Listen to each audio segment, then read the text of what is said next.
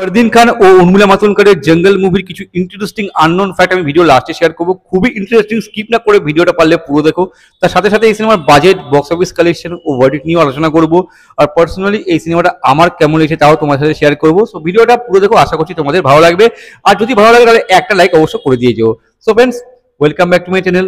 আজ 14 জুলাই 2025 সোমবার, সকাল থেকেই মুষলধারে বৃষ্টি হচ্ছে।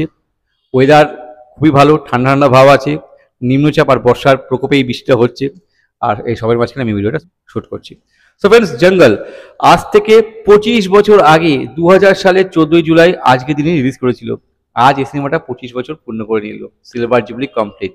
মুখ্য চরিত্র ছিল ফরদীন খান, উর্মিলা মাতোন্ডকর, সুনীল শেট্টি, মার্কন দেশপান্ডে, সুশান্ত সিং, কাশ্মীরা শাহ, রাজপাল যাদব, বিজয় রাজ, রাজু খের, আরো অনেকে ছিল। জঙ্গল একটা musical romantic thriller movie. Produce ও ডাইরেক্ট করেছিল রাম গোপাল বর্মা, মিউজিক দিয়েছিল সন্দীপ চৌটা, গান লিখেছিল সমীর। বাজেট আর বক্স অফিস নিয়ে আলোচনা করি। জঙ্গলের বাজেট ছিল 4,75,00,000 টাকা। প্রথম দিন বক্স অফিসে ইনকাম করেছিল 73 লক্ষ টাকা, আর প্রথম উইকে শেষে কালেকশন ছিল 3,90,00,000 টাকা। মানে প্রথম সপ্তাহে যা কালেকশন ছিল, এটা বোঝা যাচ্ছিল সিনেমাটা অ্যাটলিস্ট ফ্লপ হবে না, সাকসেসের দিকেই যাচ্ছে, আর সেটাই হয়েছিল। Net India life time collection করেছিল 8,10,00,000 টাকা, বক্স অফিসে সেমি হিট হয়েছিল। স্ক্রিনশট দেওয়া আছে, পজ করে তোমরা ডেটা চেক করতে পারো। এবার যদি আমার পার্সোনাল রিভিউ শেয়ার করি, আমার তো ব্যাপক লেগেছে সিনেমাটা। আমার পছন্দের সিনেমার মধ্যে এটাও অন্যতম একটা সিনেমা আছে যেটা আমার বেশ ভালো লাগে। আমি অনেকবার দেখেছি, আর সুযোগ পেলে আমি দেখি, হয়তো আজকে গিয়ে বাড়িতে গিয়ে দেখতে পারি সিনেমাটা রাত্রেবেলা। যদি গল্পটা একটু করে তোমার সাথে শেয়ার করি, এখানে সিদ্ধু যে পার্টটা প্লে করছে ফরদীন খান, আর অন্নু যে পার্টটা প্লে করছে উর্মিলা মাতোন্ডকর, একে অপরকে ভালোবাসে, দুজনে লাভার্স। সিদ্ধু যেটা কি এটা ব্যাচেলার ছেলে, একাই থাকে, একটা অ্যাপার্টমেন্টের ছাদে একটা ঘর আছে, সেই ছাদে ঘরে গিয়ে সে থাকে, এলোমেলো তা ঘর। এবার ওখানে তার মাঝে মাঝে অন্নু দেখা করতে আসে। ওই যে পোর্শনটা আসে না, বেশ ব্যাপক লাগে দেখতে, ওই পোর্শনটা বেশ ভালো লাগে। অন্নুর পরিবারে কেউ জানে না যে তার মেয়ে একদিনকে ভালোবাসে। এবার অন্নু সুযোগ খুঁজছে, কারণ সিদ্ধু একটা ভালো কাজ খুঁজছে, যে ভালো জব পেয়ে গেলে তারা এগোবে। এর মাঝখানেই অন্নুর বিয়ে ঠিক করে ফেলে ওর বাবা মা। এবার সেই চক্করেই একটা ঘোরার প্ল্যান হয় জঙ্গলে। সেখানে সেই যার সঙ্গে বিয়ে ঠিক হয় সেই ছেলেটাও আসে। এবার যখন তারা ঘুরতে চলে যায়, সিদ্ধু কিন্তু তার পিছন পিছন যায়, ঘুরতে যায় সেই জঙ্গলে, সেখানেই যায়। এবার সেখানে ওখানে গিয়ে যেখানে ওরা ওঠে, সেই কটেজ, তার কেয়ারটেকার হচ্ছে মার্কন দেশপান্ডে, যে প্ল্যানটা প্লে করছে। এবার সে পরে বুঝতে পারে এই দুজনকে ভালোবাসে ওখানে। যাই হোক, সব ঠিকই থাকে, নর্মালি চলে। এবার সেই দুর্গানারায়ণের কথা বলে, সেই কেয়ারটেকারটা, ওখানে যে ডাকু আছে, তার গ্যাং আছে, দুর্গানারায়ণ তার কথাটা বলে যে সাবধানে জঙ্গল ঘুরে চলে যাও।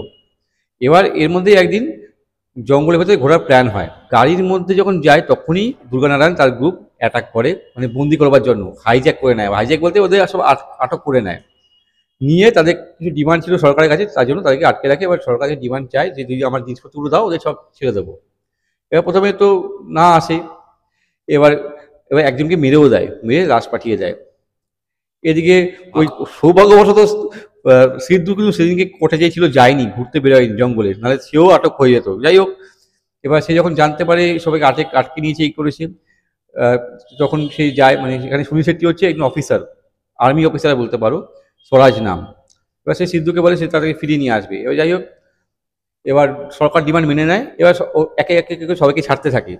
এইবার দুর্গানারায়ণ উর্মিলা মাতোন্ডকরকে পছন্দ হয়ে যায়, ভালোবেসে ফেলে, মানে উর্মিলা মাতোন্ডকরকে পছন্দ করে ফেলে। এবার সবাইকে ছেড়ে দেয়, কিন্তু উর্মিলা মাতোন্ডকর মানে অন্নুকে ছাড়ে না, আটকে রাখে।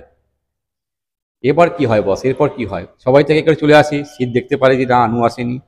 এবার সবাই ওখানে বলে যে আনুকে ওরা আটকে রেখেছে। এরপর কি হয় বস, তার জন্য সিনেমাটা দেখতে হবে। আমার তো ব্যাপক লেগেছে সিনেমাটা, শুরু থেকে শেষ অবধি।